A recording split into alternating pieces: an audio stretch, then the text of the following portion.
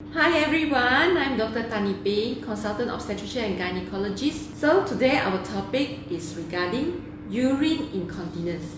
I will be focusing mainly on women, so it's urine incontinence in women.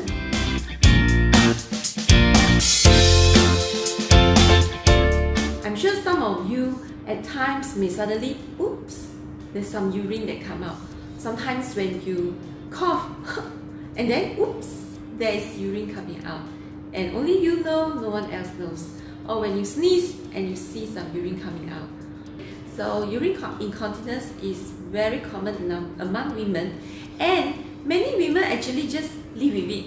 They never do anything, they never see doctor, they never do anything, they just live with it, and can actually affect some of women's life. I have seen women who wear pads to work every day of their life, but actually this urine problem all can solve one. So that is why I have this video. I have this video because number one, many women have urine incontinence. Many women leak urine and they do not know where to go. They didn't even know it's gynae's problem. They don't even know that you're supposed to see a gynae for your urine leakage. And as a result, they live with it. They live with it, they wear pad, they cannot go anywhere, and it's very sad.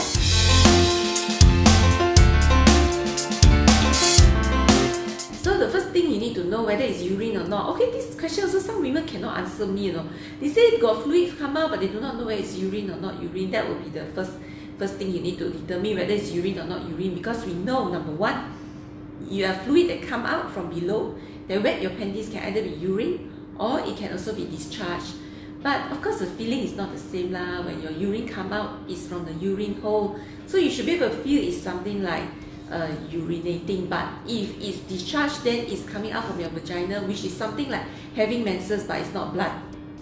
You feel like fluid gushing out, like having menses, but when you go and look into your panties, it's a clear color fluid. That one is due to discharge.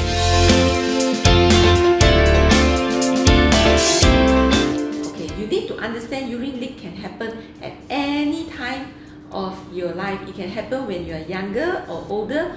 But we know that most women have urine leak only after childbirth. It's more common after childbirth, number one. And it's also common worsen as you grow older. Or you have urine incontinence only after you give birth or during pregnancy. It has got to do with pregnancy. So you can have it during pregnancy or after you give birth. Or you can actually not have urine incontinence only in your 40s or later.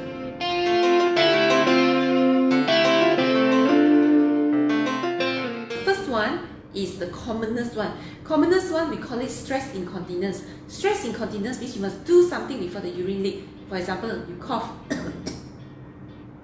and the urine come out. Oops, that is stress incontinence. You sneeze, achoo, and the urine come out. That's stress incontinence because you stress it to come out. And this is quite troublesome to a lot of women, because not just sometimes they need to wear pads because you don't know, you may cough anytime, you may sneeze anytime. They wear pad the whole day, every day of their life because they scared that the urine will leak. So poor thing, right? The life have to change. But actually it's not supposed to be like that. There's things that you can do. Second most common incontinence is, we say, urge incontinence. Urge incontinence are whereby you always feel like you want to go urine. You go to toilet, you come out, after a while, you want to go toilet again. So the thing about urge incontinence, number one, they must have urgency. They feel they want to pass urine. And some of women with urge incontinence, they actually have pain as well. They have all this pain over the bladder area, the place that the urine is kept. So that can be associated with urge incontinence. So urge incontinence is the second commonest. Nothing to do with childbirth. Urge incontinence can happen any time of your life. It can happen when you are a teenager, in your 20s, in your 30s, in your 50s, in your 60s, in your 80s. Whatever age you are, you can also have urge incontinence. So that is the second cause of incontinence.